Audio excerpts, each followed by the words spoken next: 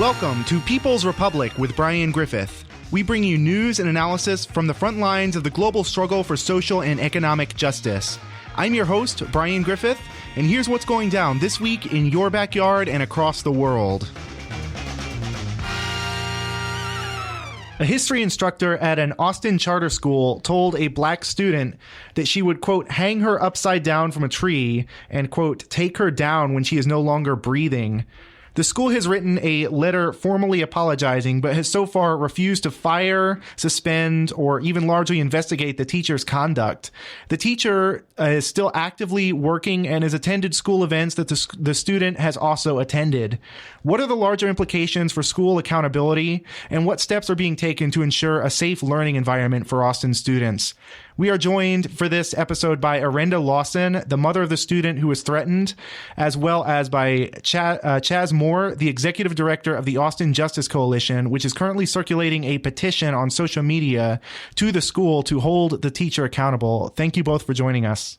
Oh, thank you for having us. Yeah, Ms. Lawson, can you get into exactly what brought us to this point? What brought us to the particular point at which that was said? Because this is such a horrifying statement for a teacher to make, and yet it's also not unprecedented either. We've seen this kind of racism happen in schools quite a bit. So can you tell me about the environment that led up to this point?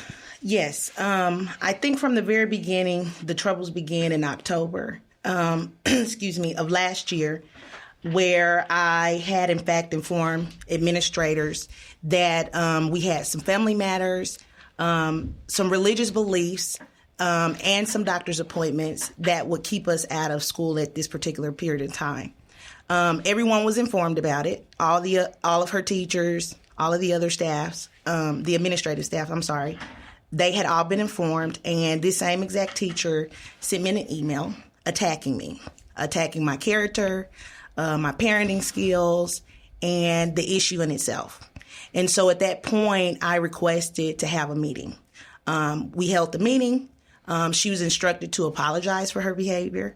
The principal and other staff members apologized on her behalf during that meeting and stated that, there should be no more problems with her anymore, and that maybe she'll think twice before she does something like this again. And then in February, there were some issues in which I feel like she was harassing my eldest child, where my eldest child was going to meet with the National Honor Society, one of those teachers, during after school hours, in which she followed her around the building. And these instructors knew that, she was in the building. Then again, in April of this year, she continuously, repetitively, took Asia's badge from her. And Asia was constantly saying to her, hey, this is my badge. Why are you taking my badge? And so for almost a week and a half, I said, are you talking to someone about it? Do they know she's taking her badge? And she's like, yeah, but they said, don't worry about it. Here's another badge.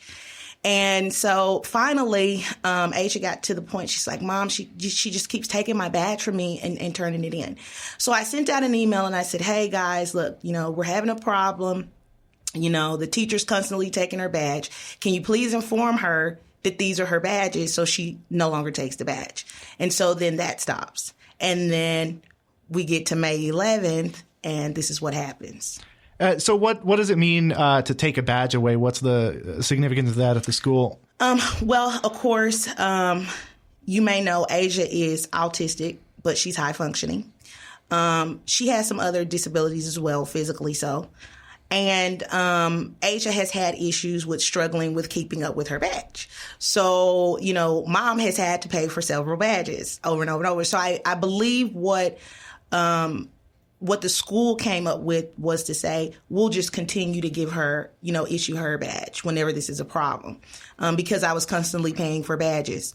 So the badge that she was wearing was not a badge that had her photo on it. It was just a regular badge, that showed she was a student there. But this was the only instructor that felt the need to continuously take the badge from her and turn it back in. And so I had to, actually send something in writing saying, can you please have her to stop? Everyone else knows this is her badge. I've paid for these badges. So, I think her intentions were real. I think her threat was real. I think that her apology was not sincere. And I feel like her background should be checked.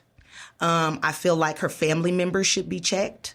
And I say that because we've had an overall issue in this community with this same sort of treatment. We haven't been threatened by a teacher as though she did. But Asia has been assaulted on many other occasions.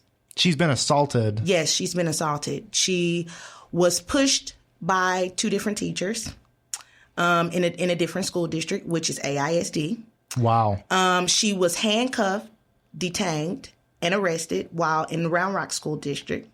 I was denied access into the school when this happened, and we still never did get answers in regards to that. During the time that it was still under question, the only explanation that we got was the school blamed the police department and the police department blamed the school. It was a very horrible situation, one that made it very difficult to get a response is because it was a Round Rock school and Austin Police Department responded. So that was, we had boundary issues there as well.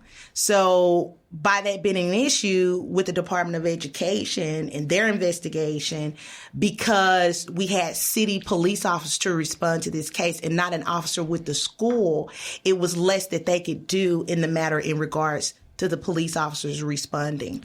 And so one of the other things about it is that the actual officer that handcuffed her, we still don't know everything that happened except for, Asia's statement is that she was handcuffed in the chair. So I believe she was handcuffed and attached to the chair. Why this officer questioned my daughter without my consent, I do not know. Why she was handcuffed, period, I do not know. She had a team of SPED, teachers and instructors on her team that was supposed to be protecting her. And this was not supposed to happen. So these assaults are outrageous. And I feel as a mom that the intentions behind the retaliation are definitely something that these individuals meant to do. Yeah. So you've been so you say you've been kind of retaliated against, or? Yes. I feel as a parent, I've been retaliated against by the different agencies and departments, as well as the schools and districts. I guess it's to the point now where I don't feel that the policies and procedures that they have in place are for the students and parents. I feel that they have systematically discriminated against my family in a way to where all the employees know that they can do this and get away with it. And because Austin is such a small community and everyone's close and, the schools have, functions with other districts to kind of see how they can improve, the issues in education with children, I feel that, we're a household name amongst the districts. And I feel that this is why the retaliation is so spread wide. And I don't feel safe, for my children to go to any other school. And I also think it says so much about the way that all of these schools function at this point, not just in terms of Austin, Round Rock, ISD, but it's such a widespread concern right now. We've seen for several decades now the militarization of schools. We've seen the inclusion of the very fact that police forces are even included in schools, mm-hmm. whether they're dressed up as school resource officers or not.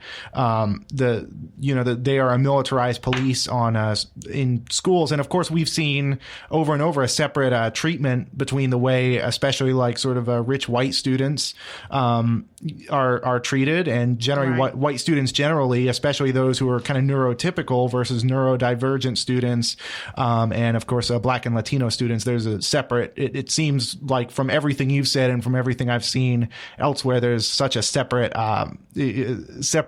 kind of set of treatment, separate set of rules, separate right. set of acceptable behavior, right. depending on kind of what sort of ethnicity, race, and class you're coming from. Right. And I also feel that sex plays a role as well. Yeah. If you look at some of the discriminatory practices that are taking place in the school districts with the children, when you look at some of the data that's reflected from sociologists and, attorneys and all the individuals that, take out time to say, okay, these are the issues, this is how we solve them. When you do your research and you look into all this information, you see that the female Black student versus the male Black student, versus the male white student, the acts, these practices, these unlawful practices that they're committing, they're different. They're not the same. There's a different way, like you're saying, that they choose to unlawfully treat us, and I just want to know why. What is the purpose of this? What are we getting from this? Is there some particular data that the educational system is looking to collect for something that they entail in the future for? Because why are these same individuals still there? If it's not everyone that's doing this and it's the ones that are doing this, why are they still there? We have individuals that have worked with the different districts in the educational system. They've been there for 15, 35, 45 years, and we don't see change. So they have a responsibility as well. Yeah, absolutely. And I think so much of what we've seen with the what I believe to be a very real problem of deterioration of the public schools is because so much of kind of these infrastructures that working and oppressed people use to be able to fight back have kind of deteriorated. Our means for really speaking out in our own benefit have really deteriorated in a lot of ways in the past few decades. And so you get something like public education, which was something that was fought for and earned.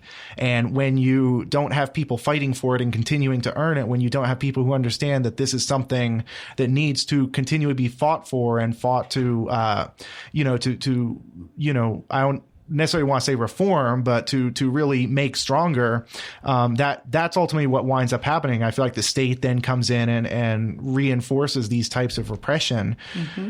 So I'd like to turn back a little bit to the actual day, because again, for those who might just be tuning in, we're talking to Miss Arenda Lawson, who's a child at an Austin charter school was told by a teacher. The teacher said that she would, quote, hang her upside down on a tree and, quote, take her down when she is no longer breathing. This happened on May 11th. Can you tell me about how that day, how that day played out? Yeah, I want to say thank you for giving me a voice. You're the first person that's given me a voice to be able to speak out to the community. And I'm grateful that Chas is helping us as well. But actually, you know what? That morning I had started praying. And I was praying that Elohim protect all the children. And every time I tried to, just walk away from that prayer, like, okay, it's done, I went back into that prayer. So the actual picture that Chas has, I had posted a picture on social media saying, I thank Elohim for protecting my daughter on this day and all the children on this field trip, and I hope they have a wonderful time out in the nature trail. Or, I'm not wording it, quote for quote, but that was my prayer. And so it just, I felt it, like it just kept coming back to me, and I constantly prayed. So later that day, I didn't hear anything from Asia about it when she had gotten out of school, because they actually had like a field day that day afterwards, and she had her mind set to go, and we were supposed to go, but we had some changes and things that evening, so we didn't go. So it wasn't until the next day, Saturday. Later that morning, she got up to play the Wii, and she's like, "Oh, Mom, I need to tell you something." And I was like, "Okay, what is it?" And so she says, well, on the field trip, I was running around in circles and we were lining up. And, Miss Wright came over and said, if I didn't get in line, she's going to hang me on the tree with the rope, and she's not going to take me down until I'm no longer breathing. And I said, what?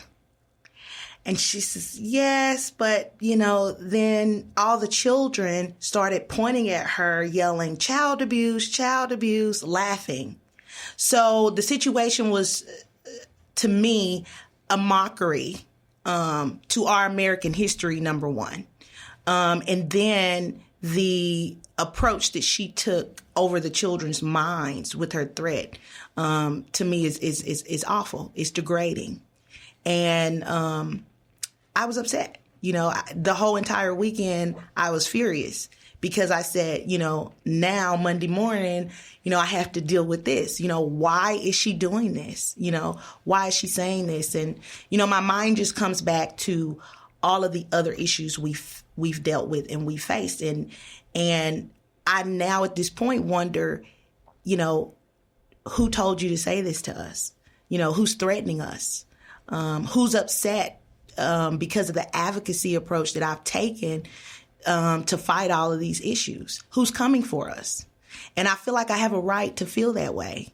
And so it's sickening, it's saddening, it's disappointment, and it's a lot of pressure to have to deal with.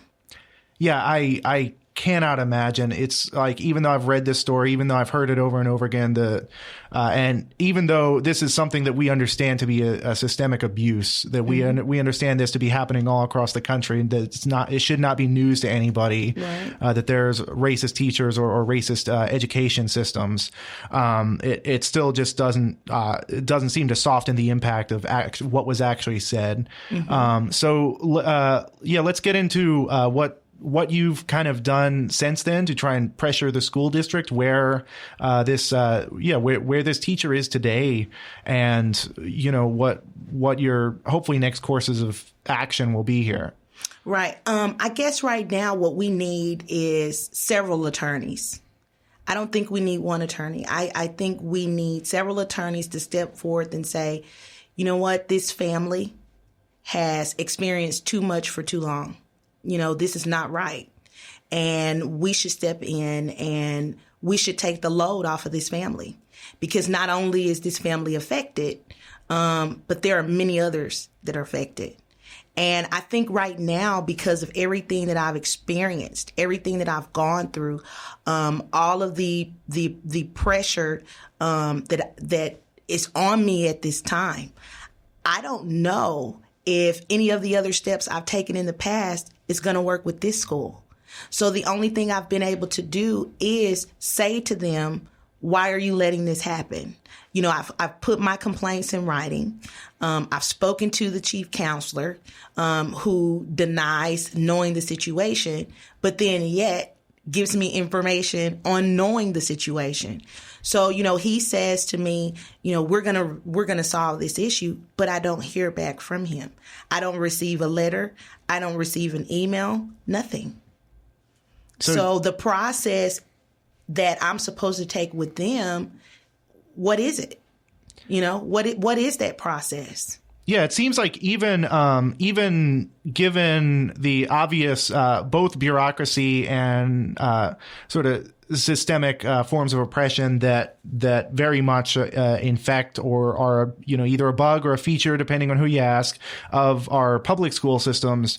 It seems like the charter school system to me is an entirely different beast. I feel like we can look at the way New Orleans played out after kind of post Katrina, when they essentially did a coup, taking the power essentially of education out of the hands of within New Orleans was a primarily black school board. And instead, essentially transferring all that to a primarily overwhelmingly white kind of state education agency.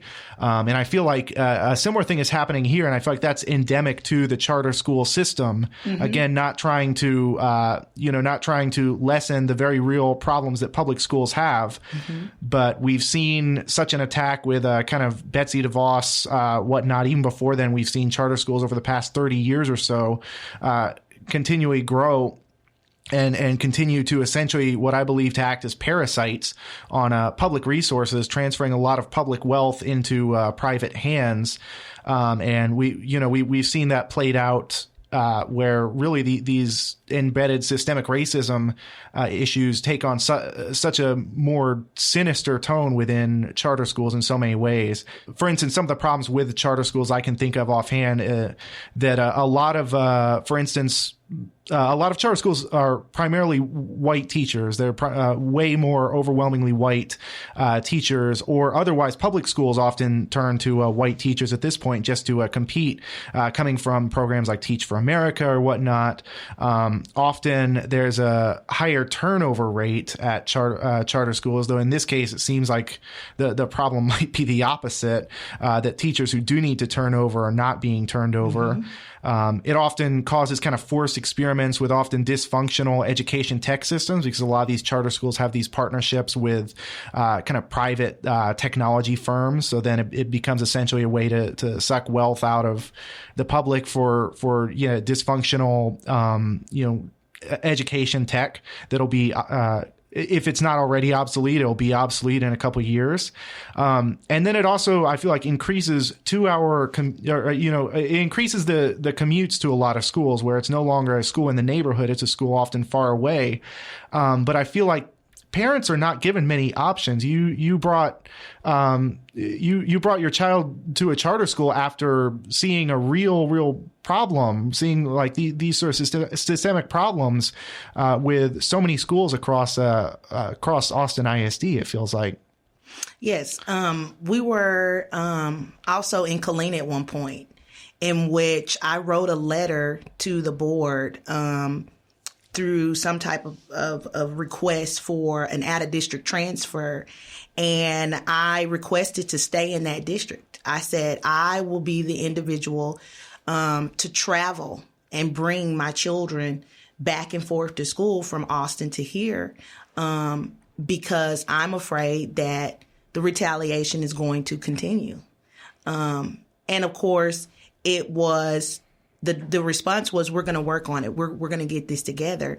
And then it was denied, and no one said anything to me about it until I raised the issue on it. And so then it becomes, well, she should know we're not going to do this, So I think that, like you're saying, across the board, they are aware of the situations that are taking place. They understand that they have responsibility. And one of the things I want to say as well is that, like when most parents feel like, well, I'll go to TEA and, I'll file a complaint, with TEA. I went to TEA.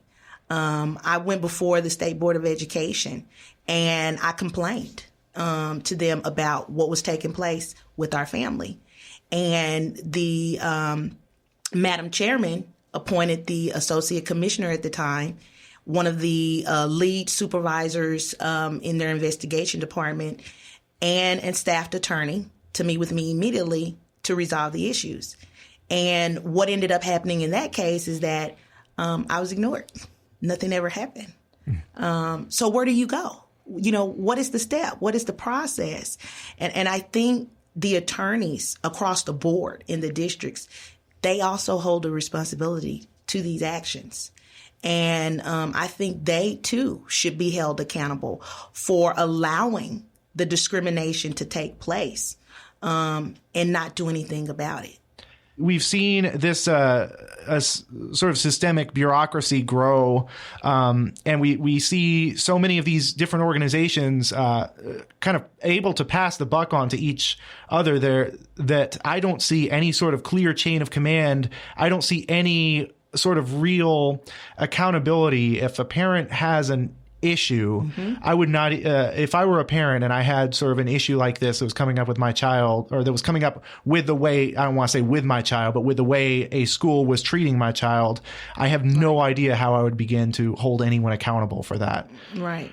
And yet, this sort of accountability to, again, as we've been saying, it overwhelmingly only seems to afflict the, especially like sort of Black, Latino, obviously affects girls and especially neurodivergent people. These are all people who are already so vulnerable within our society, and is so just disproportionately affecting those people. Really, like that. I mean, I think there's a reason why we use the term kind of school to prison pipeline, because so many people are criminalized from such an early age, and it seems like that's what's happening here. And they understand that we're at an economic disadvantage already. Because of our communities where we're coming from. I mean, I drive 30 minutes every morning and back to take them to this school. That's 4 times a day.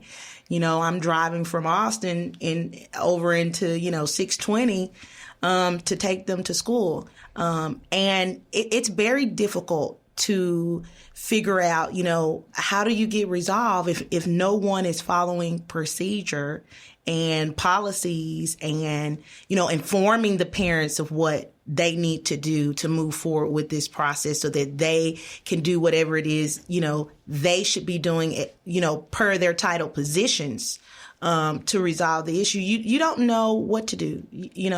You're left with nothing. These situations, make parents and children feel like, there's nothing left. There's nothing left in life. And then we wonder why minorities themselves have other effects, health problems. We can go into, a broad conversation about how these actual levels of discrimination affect an individual. Psychologically, physically, you're affected. When you look at the types of health care services we receive, and when you look at the types of health care services that the first class or second class Caucasians receive, they don't have the particular health problems that we particularly have as minorities. Well, they're not living under our conditional circumstances. They're not being discriminated openly and are made to feel powerless. When you're made to feel powerless, it weighs on your nervous system. It weighs on your functioning. So how can that not affect a person's body? How can that not affect a person's mental state? And we all know that mental illness, physical issues as a combination can tear an individual's body down, completely down. And so to me, it kind of feels like the goal is, let's just destroy them all. I mean, you think this way because you're pressured this way. So if you're pressured this way, how do you think, when you're communicating with them? Yeah. And you bring up a Black individual, a Black community, the first thing you think about is poor. Yeah. You think about the opportunities are limited there. When you think about white, you automatically say, oh, they're rich, know? Or, they have, a theme park, in their community. You think of opportunities when you hear that. And so these are the issues that have effect on our lives that these individuals are supposed to be the ones to ensure that we have life, liberty, and the pursuit of happiness in our schools. And we're not getting that. We're not getting that. In like psychology, for instance, there's like Maslow's hierarchy of needs, it's called, and other similar sort of understandings where it's like in order for you to be as it's called self-actualized or whatnot, you first have to have this hierarchy of things you can build off of. So the first things, of course, are physiological. The very bottom of the base is physiological. You need, in order for you to really be fulfilled, to be self-actualized, you need to have secure housing. You need to have just a general quality of life, which includes housing, healthcare, access to, food, access to clean drinking water. And all of these things are so, systemically not only denied so often to, Black communities, but then are not even considered a right within like the U.S. Constitution, within the U.S. system we live under. These things, which we understand on a psychological level, are necessary for the fulfillment of life, are systematically denied to entire classes of people under our current system and are not recognized as a right. When so many other like the rights of capital to flow freely, for instance, the rights of often banks to do whatever it is they want, to invest in whatever they want. That's a right that's enshrined. That right of kind of economic, the right to hoard infinite wealth is ensured, but the right for everyone in this system to have like healthcare, to have access to education where they're not harassed, where they're not threatened. Actually, that is a death threat that was issued to your child. The right to be free of those things is not or the right to be free of those things, the right to have healthcare, the right to have education are so not enshrined. And I feel like they really need to be. Right. She threatened my daughter. She threatened our family. And that in itself is against our constitutional right. And I think, the awareness that we want to bring is for others that have been afraid to come forward and express what's happening to them because, they may have contacted an advocate or, they may have contacted a particular group and didn't get any action. And they say, well, we're just going to have to take this. There's nothing left for me to do. There is. And I think my approach, the experiences that we've gone through is proof that there is an answer and a solution. Yeah. And what we've seen is that when people work together, when people stand in solidarity and are willing to really connect with each other, organize with each other, really build a coalition of people larger than the sum of its parts. That to me is when things really get done. Right. So we have a couple more minutes here. We are joined by Arenda Lawson, who is currently fighting the kind of education system, particularly a charter school most recently, over the kind of racist treatment of her daughter. And we also have Chaz Moore, who's the executive director of the Austin Justice Coalition, with us. Any sort of last thoughts as we kind of wrap up, either on where people can find more information about this or other things that you feel need to be said, or concluding thoughts to add to our conversation? Yeah, well, I've been quiet over here because we're just here to support Ms. Lawson and her family. But for us, it's not about fixing the entire problem, right? Like the problem here is racism. Like we're not going to fix that overnight. So for us, with all the things that Ms. Lawson was talking about, we definitely agree with a lot. But we just wanted to highlight this one particular incident because it was something that, we just didn't not only agree with, like we just didn't feel it was something right. So if people could just continue to share the petition and sign the petition so we can get more awareness about it so the school can actually take some kind of action, we think that would be, truly beneficial. And it's on our Facebook page, Austin Justice Coalition. And then you'll see the petition. I think we put it up a couple of days ago, and we're already at about 200 signatures. So for us, it's just about standing with the family while they're going through this ordeal and really just raising awareness about this teacher and what she did to her daughter, and hoping that the school does something in the long run. Yeah, of course. We always talk very lofty on this show. We kind of get into like larger issues, but obviously these are not things that are going to be solved. I wish I had the power to solve those in my community radio show, but I always like to raise the ideas. Ms. Lawson, anything else you'd like to add?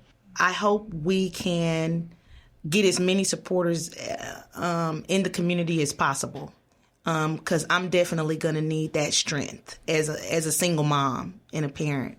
And I think Asia deserves to know, and so does my eldest daughter, They deserve to know that people do still care. And that people know that, what has happened is wrong. And this teacher definitely needs to be held accountable for her actions, and all the individuals that had that responsibility to hold her accountable, they need to be held accountable as well. Yeah, absolutely. We're going to go ahead and wrap it up. We have been joined once again by Arenda Lawson, who is a parent of a daughter who's been continually threatened and harassed by local charter school, as well as Chaz Moore, the executive director of the Austin Justice Coalition, which is currently circulating a petition on social media to the school to hold the teacher accountable. Thank you both for joining us. Thank you. Thank you.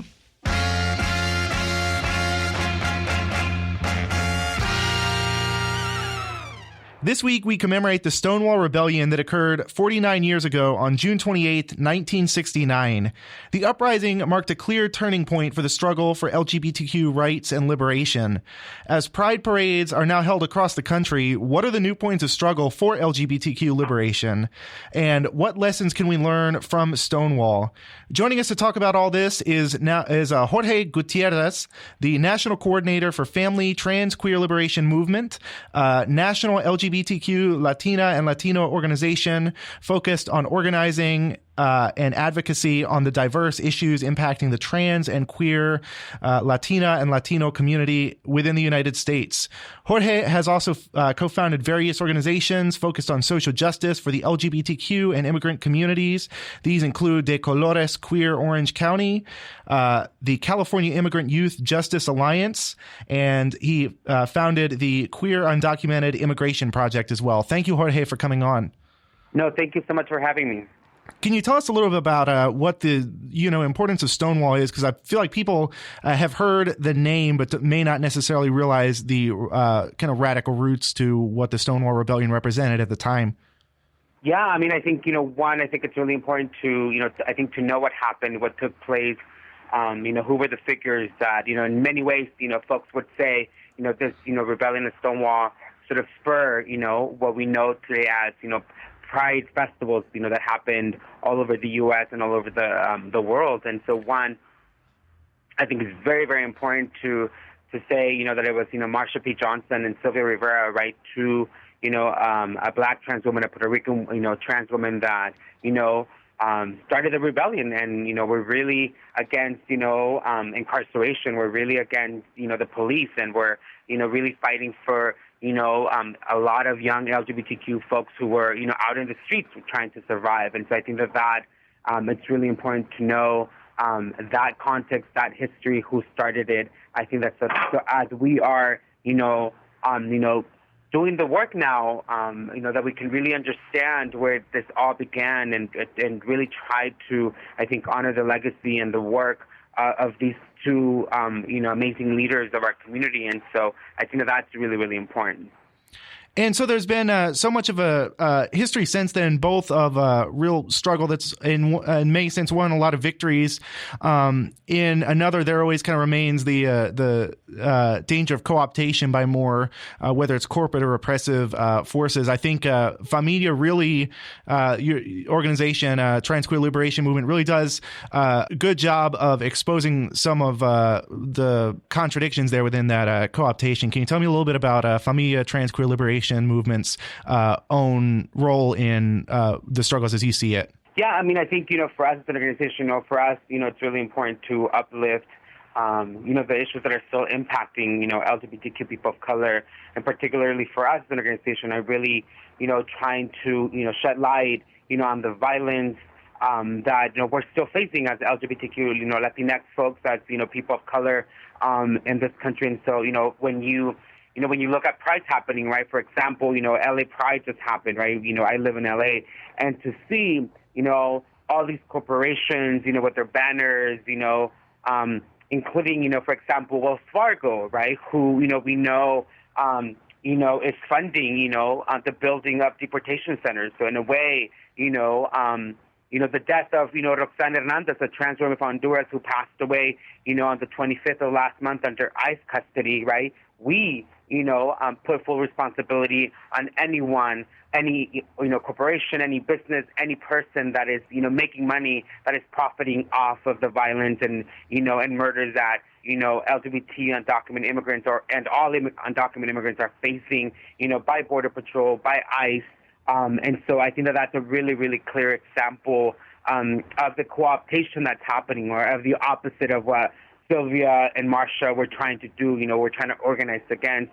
And I think the other very, evident, co-optation that is happening is sort of, seeing all this sort of rampant police presence, at these festivals, right? And so that we know, based on our own experiences, especially as LGBT people of color, that, police, do not make, our communities do not make Pride safer. It actually makes us targets for them, right, to come after us, to arrest us, and what we see with, the Black community and murder us. And so I think that, for Familia, part of our work is being able to, unearth that and to make sure that, as we're, fighting for, for LGBT rights, that we really understand, the intersectionality of it all and how, people are being, attacked, targeted by, by state violence, by the police, by immigration, by ICE, in all these kinds of ways. And it's both, physical violence, but it's also, institutional violence. And so how do we, as organizations really come together to sort of expose all of this and so that we can really then focus, on who the target is and the work that needs to be done.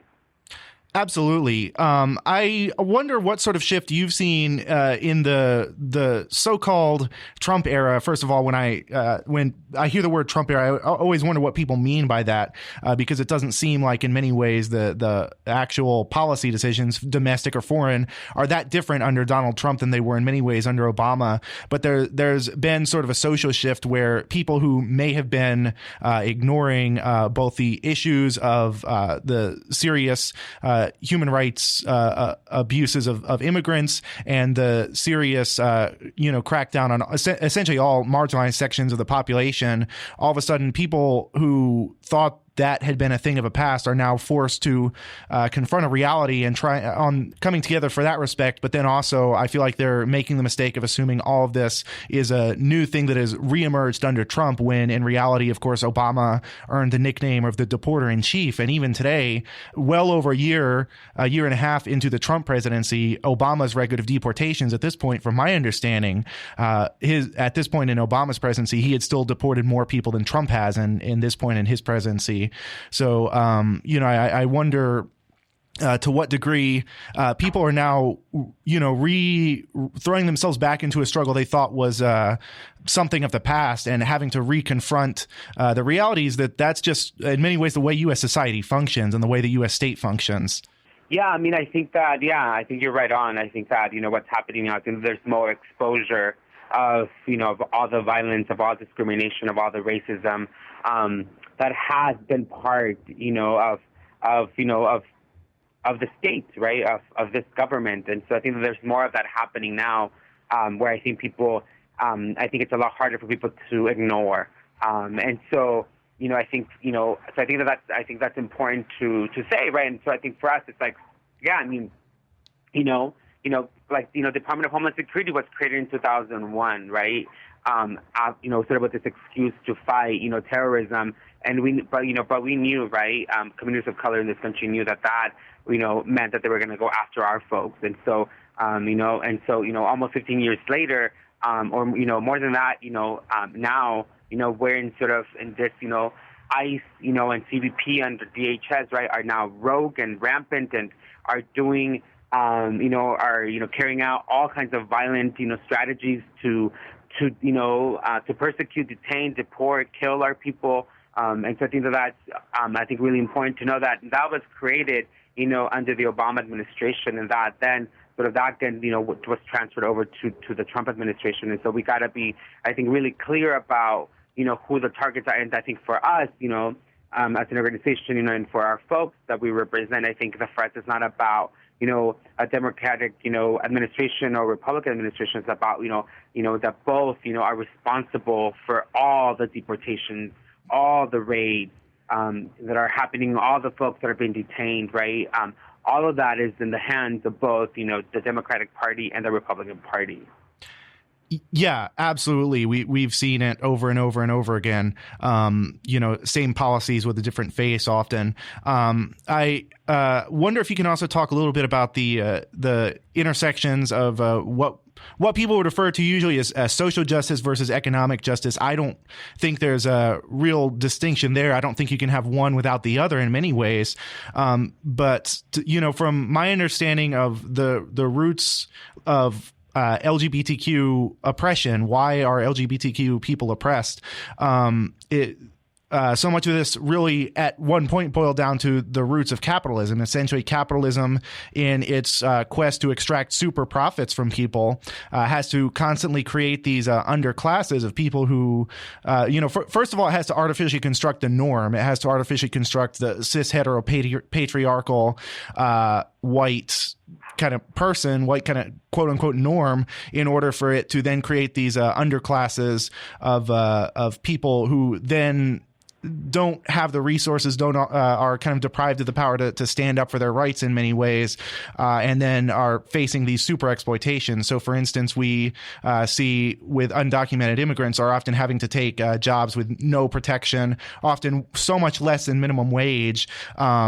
And really, to me, that is the core economic driver of, especially like the oppression of LGBTQ people and the oppression of undocumented and really other immigrant populations as well. Is that fear then then essentially creates that economic incentive to oppress? Yeah, I mean, definitely. I think that when we I think we have to be able to. Whatever work, whatever movement, whatever issue, you're working on, I think that if at the end of it all, if you really believe, in justice for everybody, then you gotta be able to then address the problem from the root. And so I think for us, really being able to bring it back and connect it to, capitalism, white supremacy, and patriarchy, to be able to say, where are all these forces coming from? Where did they get started? Where were they introduced, and who's responsible, and who continues to benefit from all of this? So I think that that's really important to be able to really, I think, work towards the future, towards liberation, for everybody. And so I think that that's really important. I think that that's part of like the work that we try to do, with Familia. And so I think, and at the same time, because we do that kind of work, I think that oftentimes we get shunned out or left out or not invited to, spaces or work where, a mainstream or, LGBT organizations are doing the work, right? Because I think that they, I think for a lot of them, it's about, access and visibility. And I think for us, it's so much more than that. And we see it, and, we've been around for 4 years and part of how difficult this work has been is that we actually are losing our people. We're losing, our members, to this kind of violence. Whether it's, trans women, being murdered on the streets, or trans people, being murdered by ICE, in their own custody, or whether it's losing our folks to the prison system. And so I think that we see that work every day. We see the pain. We see the desperation of our folks. And so, but we also see sort of like the anger and the resiliency and the hope to organize so that we have a much more just future not too long from now.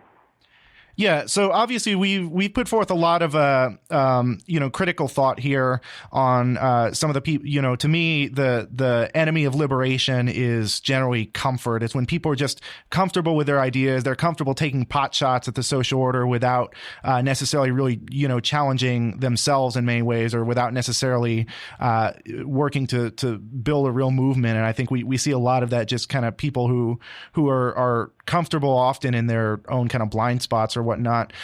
So yeah, I always try and offer kind of critical thoughts there so that people can kind of build their own understanding.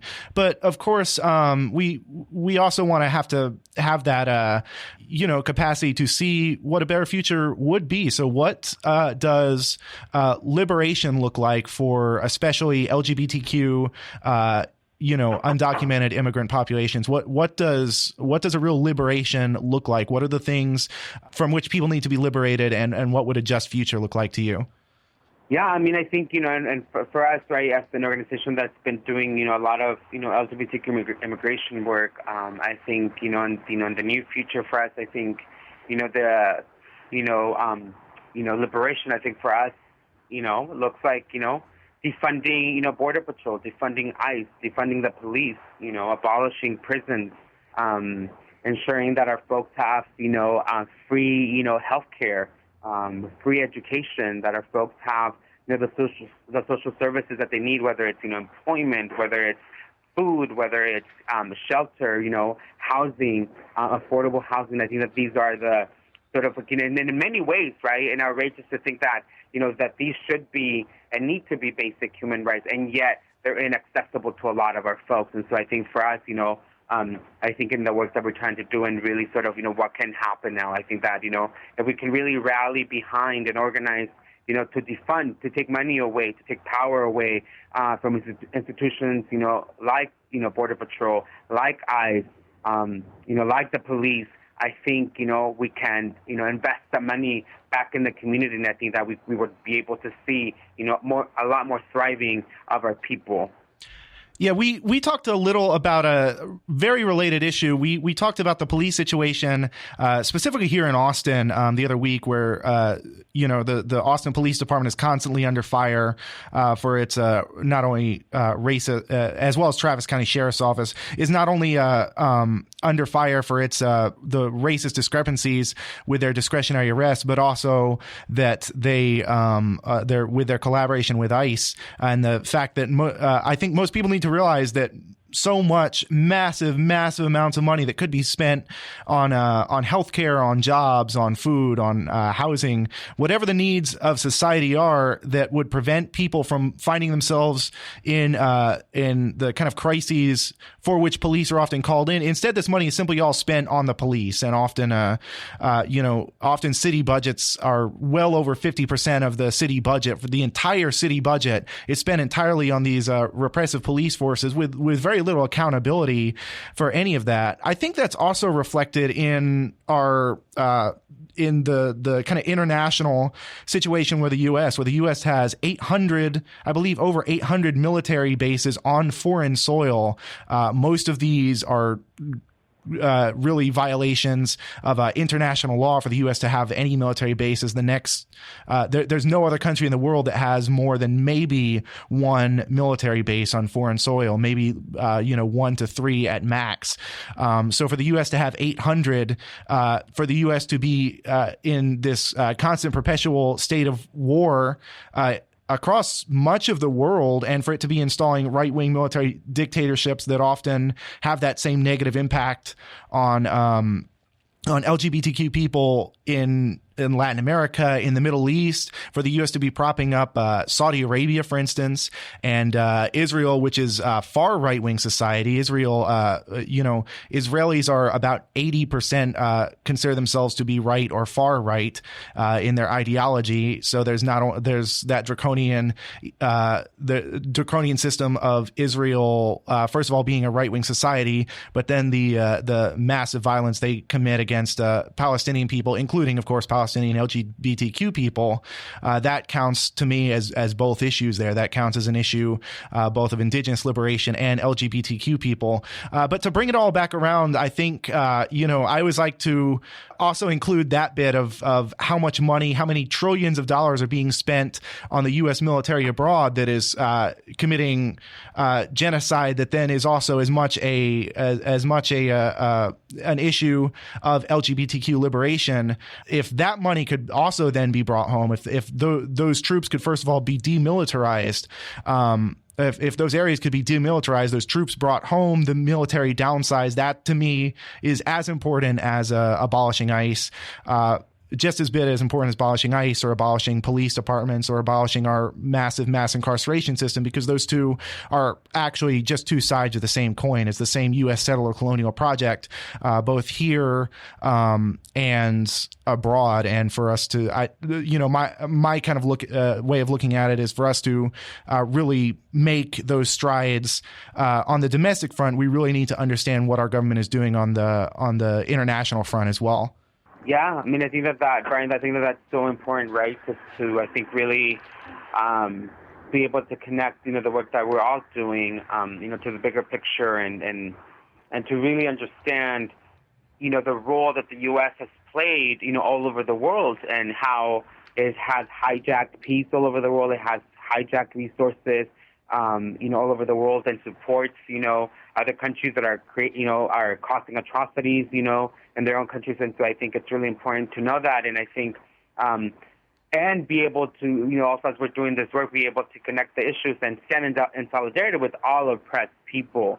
And so I think that at the core of it all, for me, that is truly queer and trans liberation. I think we've really talked about quite a bit in this, in this segment.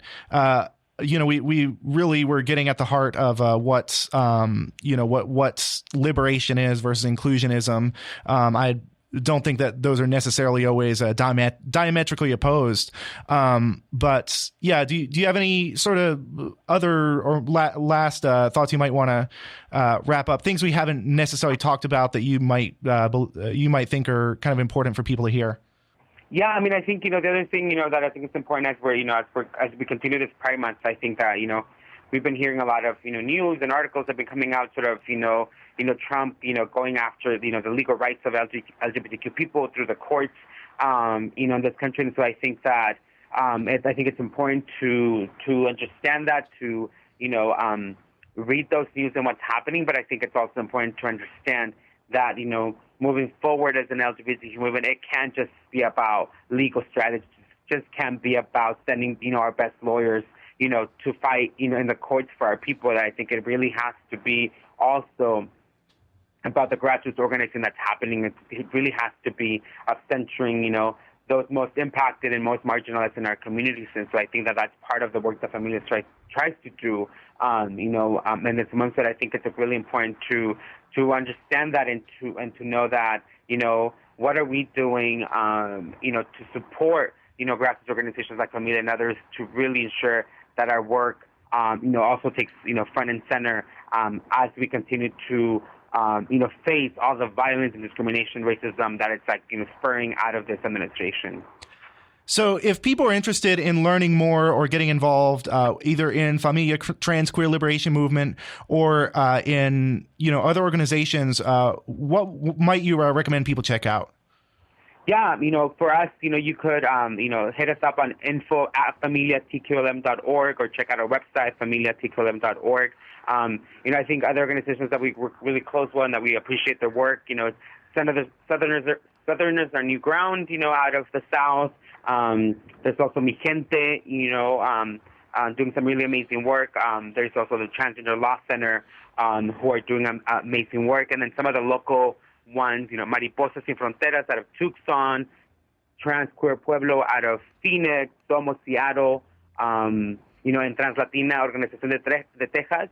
It's a trans Latino organization out of Houston in Texas. So those are some organizations that people should definitely check out. Awesome. Thank you very much. We've been talking to Jorge Gutierrez. He's the national coordinator for Familia Trans Queer Liberation Movement. That's a national LGBTQ Latino organization focused on organizing and advocacy for the diverse issues impacting the trans and queer Latina and Latino community of in the United States. Thank you for coming on. Thank you so much. That's all we have for this week. You've been listening to People's Republic with Brian Griffith. You can find our show on SoundCloud, iTunes, and Stitcher by typing in People's Republic. Or you can follow us on Facebook and Twitter at People's Radio ATX for more news and analysis. Thank you for listening as we report on the global struggle for social and economic justice. We are out of here.